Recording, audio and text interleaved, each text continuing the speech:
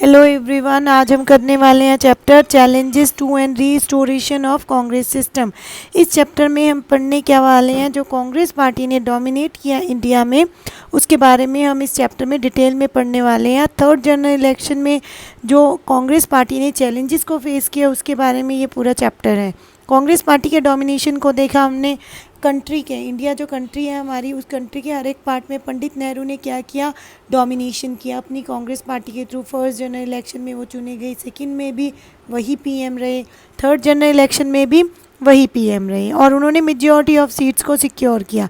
First general election में उन्होंने लगभग 364 सीटें, 364 सीट्स, सेकंड में 371 और थर्ड जनरल इलेक्शन में 361 सीट्स को सिक्योर किया। ओके, इस तरह से उन्होंने 3 जनरल इलेक्शन में मेजॉरिटी ऑफ वोट्स को सिक्योर किया।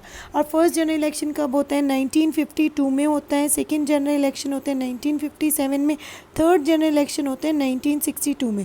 जो थर्ड जनरल इलेक्शन होते हैं उसमें Pandit Nehru as a PM appoint हो जाते हैं, बट उनकी डेथ हो जाती है 1964 में ड्यू टू हार्ट अटैक। उनकी क्या हो जाती है? सडन डेथ हो जाती है। After the death political party को एक प्रॉब्लम फेस करनी पड़ती है पॉलिटिकल सक्सेसर की।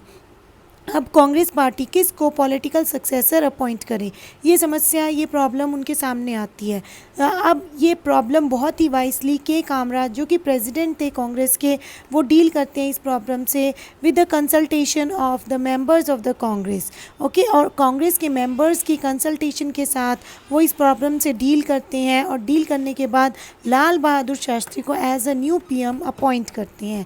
लाल बहादुर शास्त्री कौन थे? अगर ये एक नंबर में क्वेश्चन आए तो आप को किस तरह से अटेम्प्ट करेंगे। He was a popular leader of the Congress, और वो जवाहरलाल नेहरू की, जब वो प्रधानमंत्री थे, उनकी कैबिनेट में एक मंत्री भी रह चुके हैं।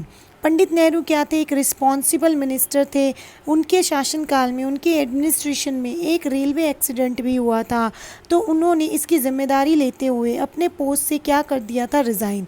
इसी नेचर से इन्फ्लुएंस होके जो के कामराज थे, उनकी लॉयल्टी से इन्फ्लुएंस होके उन्हें क्या अपॉइंट किया?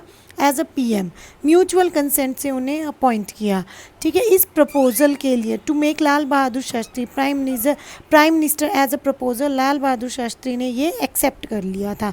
तो इस तरह से लाल बहादुर शास्त्री क्या बने? इंडिया के पीएम बने 2 सालों के लिए, और इनकी डेथ हो जाती है ड्यूरिंग ताशकंद एग्रीमेंट, जो कि कब होता है? 1966 में।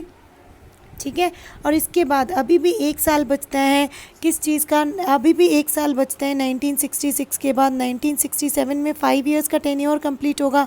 Still 1 year is pending. Who came here for the political leader as a PM, who appointed here? जो इंदिरा गांधी थी उनको बुलाया जाता है, और इंदिरा गांधी को अपॉइंट किया जाता है एज अ पीएम।